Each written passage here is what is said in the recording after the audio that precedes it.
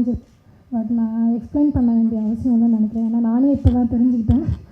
So அடுத்த வர generation எல்லாமே வந்து ரொம்ப ஈஸியாக போயிடும் போல இருக்குது. ஸோ நம்ம எவ்வளோ கஷ்டப்பட்டோம் அப்படின்ட்டு இதுக்கு ஆஃப்டர் இந்த எல்லாமே வந்து என்னென்னா ரொம்ப வந்து ஸ்மார்ட் ஃபோன், லேப்டாப் அந்த இதில் வெப்சைட்லேயே எல்லாமே முடிஞ்சிடும் போல இருக்குது லைஃப். ஸோ அந்த மாதிரி எல்லாமே போயிட்டுருக்கு. ஐ திங்க் கண்டிப்பாக இது வந்து எல்லாருக்குமே யூஸ்ஃபுல்லாக இருக்கும்னு நினைக்கிறேன்.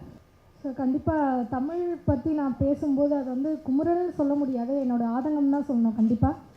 ஏன்னா வந்து நான் வந்து இவ்வளோ வந்து டெடிக்கேட்டாக வந்து பெர்ஃபார்ம் பண்ணும்போது ஏன் இவ்வளோ அளவுக்கு ரீச் ஆக முடியல, வாய்ப்பு இல்லைன்றதை விட ஏன் ரீச் ஆக முடியல, வாய்ப்பு இருந்தும் ஏன் ரீச் ஆக முடியலன்னு தான் என்னோடய கேள்வி. ஸோ அந்த கேள்விக்கெல்லாம் கூடிய சீக்கிரம் ஆன்சர் கிடைக்கும்னு நான் நம்பினேன். அதே மாதிரி விஜய் சேதுபதி சாரும் வந்து சொன்னாங்க, கண்டிப்பாக வந்து நான் வந்து பண்ணால் அதில் நான் வந்து உன்னை வந்து ரெஃபர் பண்ணுறேம்மா அப்படின்னு. ஸோ அடுத்து ஒரு 1 வீக்லேயே வந்து எனக்கு வந்து கால் பண்ணாங்க. ரொம்ப ஹாப்பியாக இருந்துச்சு. பட் நான் வந்து பண்ணுறேன் சார், நான் கண்டிப்பாக பண்ணுறேன் சார் அப்படின்னு சொன்னால் அது வரைக்கும் இன்னும் எனக்கு வேறு எதுவும் நியூஸ் எதுவும் எனக்கு வந்து வரல. கண்டிப்பாக சார் வந்து ரெஃபர் பண்ணாங்கன்னா அந்த மூவியில் விஜய் சேதுபதி சார் கூட கண்டிப்பாக நான் நடிப்பேன். தமிழ் பொண்ணு இப்போது நீங்கள் வந்து சொன்னதில் வந்து ரொம்ப பெருமையாக இருக்குது. ஏன்னா தமிழ் வந்து வளரணுன்ட்டு தான் நாங்கள் இவ்வளோ வந்து நான் கஷ்டப்படுறேன். பட் யார் வந்து தமிழுக்காக போராடுறாங்க அப்படின்னு எனக்கு தெரியல.